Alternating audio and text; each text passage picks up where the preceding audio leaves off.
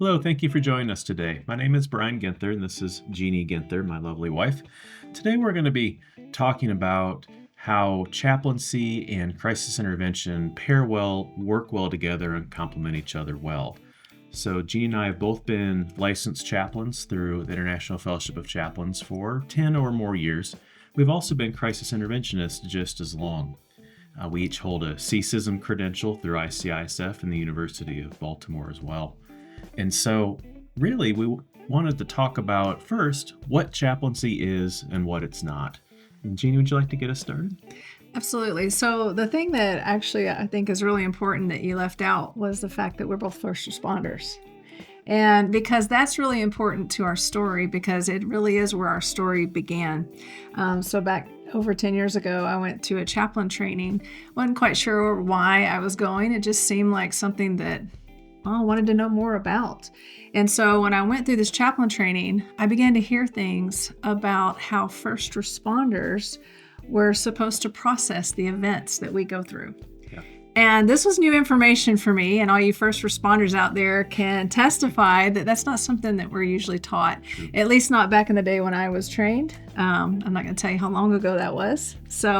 But we were not taught to process things. We were not taught we were taught that you did the job and you moved on to the next call. And if you couldn't handle it, then that wasn't something that you should do. So as I went to this chaplain training back over 10 years ago, I began to hear these people who, by the way, were also first responders. Mm-hmm. Several of the trainers were, and they touched on chaplaincy and crisis intervention.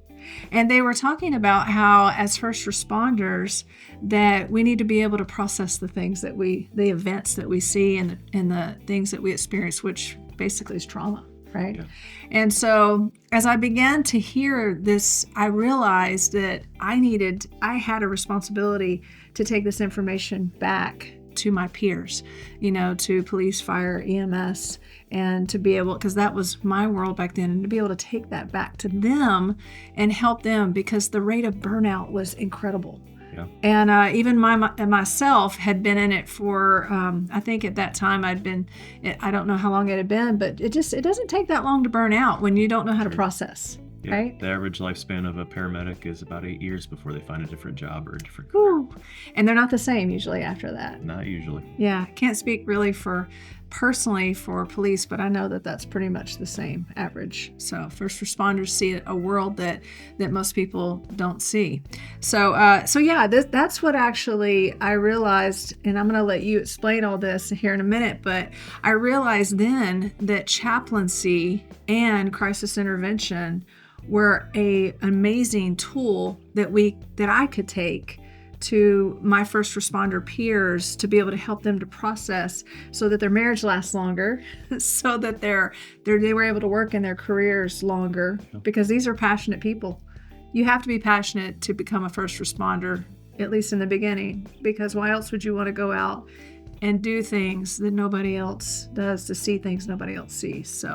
But anyway, so Brian, actually, I would like for you to take a minute, and because we're talking about crisis response and we're talking about chaplaincy, but I think it's important to start with chaplaincy. If you could just explain what a chaplain is to us, because I know for myself and for a lot of people, when we hear the word chaplain, we're thinking about maybe a hospital chaplain. Somebody dies, they usually bring in their hospital chaplain. Yeah. Or maybe military. We're all very familiar with the military chaplain role. That's something that people are familiar with, but this is a little bit different. And it's still a chaplain, but can you just explain to us what is a chaplain? Yeah, it's a concept that most people don't have defined well. In fact, when you went to go to chaplain school, you asked me if I wanted to go with you to the same training class, and I said no.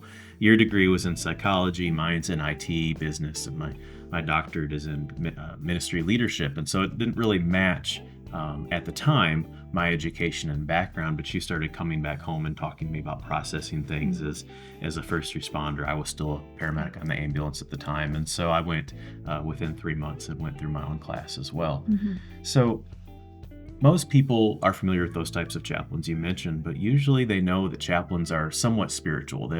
They might be pastors, or they might be priests or other religious leaders in their own faiths. And that's kind of what we know about them. And it's true, some pastors and priests and other religious leaders are chaplains as well, but it's a completely different thing. So religious leaders in the faith usually work within the four walls of their church, mosque, congregation, whatever their faith is. And their job is to work inside that group of people that share their faith and lead them and teach them and have them grow in their faith. But they're focused on people that share the same faith. And their purpose is to maybe evangelize, maybe proselytize, grow the faith, grow the church, and grow the people in it. Chaplains are completely different. Chaplains usually are found outside the four walls of those churches. We don't work necessarily with people that share our faith. We work with people having the worst day of their lives. And the goal is to help them get through it. If they don't share our faith, that's okay. Our job isn't to proselytize or to convert them. If someone asks us why we care enough to show up and asks us about our faith, we can share it, but that's not our primary purpose. Our primary purpose is simply to help serve people and get them through what is a really bad day. In fact, most of the people I've worked with as a chaplain don't share my faith, and they have no idea what church I go to That's or true. what my faith is. Our faith is the motivation for us to show up. It's not actually why we're there, to convince people to become one of us, so to speak. So chaplains are skilled at listening. They're skilled at helping people through trauma, walking with them for a period of time through life. And like I said, help people having the worst day of their lives get through it. Absolutely. And connect them with resources they might need, whether it's housing after a disaster, whether it's plugging them back into their own faith support systems, whether it's connecting them with any really resource that they need. And so chaplaincy is not about crisis intervention necessarily, but man, it pairs really well. Oh, yeah. There are just so many different ways that chaplains work with people. Sometimes it's longer periods of time, but usually it's short. It's a spiritual paramedic, somebody who comes in at a bad day, helps them walk through it, helps give them some tools maybe to cope or to process and get them started on a journey to recover and survive. And Absolutely. so that's generally what chaplains do.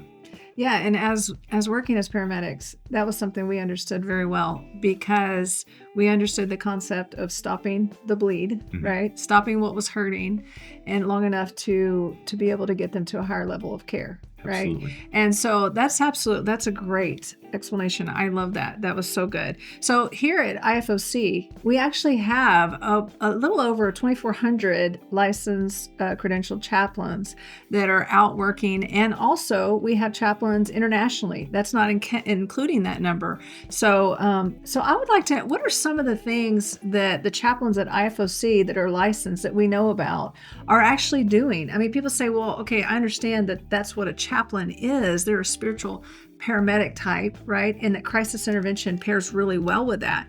But if for somebody that maybe says, well, what are these people doing besides working at a hospital or working for the military? What are some of the things that our chaplains are doing? Well, I.F.O.C is very unique in the chaplain space because most chaplain credentialing agencies and ministries, they focus on equipping people for a specific type of chaplaincy. So if you want to be a hospital chaplain in large teaching hospitals, you go through CPE programs at the hospital.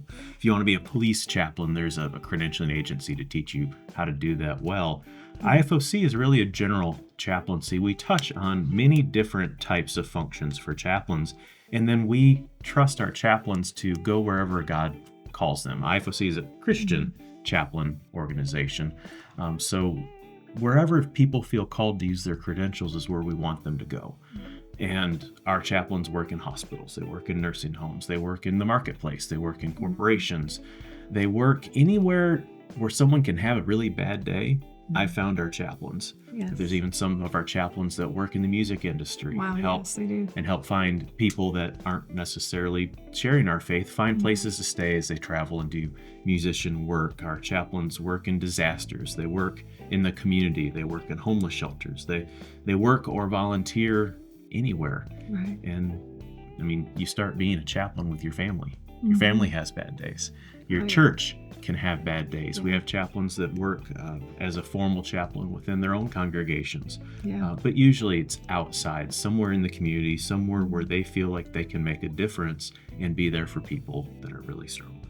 Well, so there, I mean, the list could go on and on. As Good. we've traveled across the world and met some of the incredible chaplains with International Fellowship of Chaplains, I am just amazed at the things that they're doing with chaplaincy and how they've used the tools of chaplaincy and crisis intervention to help people and have better lives, to be able to get their lives back. Because really, that is the goal, right? It is. It's amazing as we travel. So, like in Vietnam, it's not cultural to confront someone who says they're suicidal. Suicide can be a way to bring honor to your family in some of those Eastern nations. And I've seen trained chaplains in those countries be countercultural and actually intervene with people and save people's lives. Wow. Work in the substance abuse centers where everyone gives up on them across the world. And they're really gifted at stepping into people's moment of pain and helping them walk away out of it. One of the things I really love is, and which is close to our hearts because we're close to a military base here in Central Texas, is I love the chaplains that are actually working with people that are veterans. And all these groups that are helping the veterans to be able to process, just like first responders, some of the trauma and the things that they've seen. And I've seen them become part of these groups and become chaplains for some of these support groups. And I've just really seen it radically not only help them, but help the people the veterans that they're working with. That's incredible to me.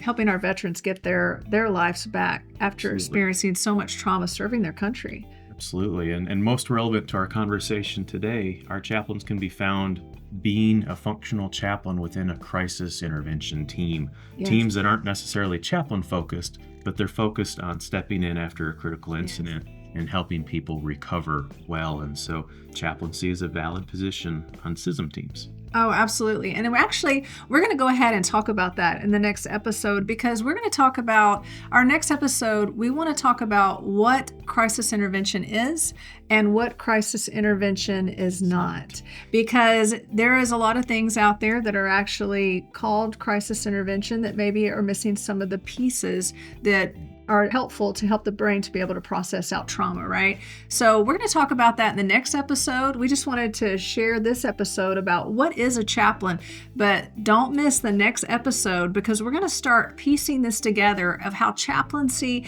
and crisis intervention are two incredible tools, but when you pair them together, they become balanced and they help us to be able to help others in need and help others to be able to process things in ways that we can't do with one without the other. Absolutely. So join us next time.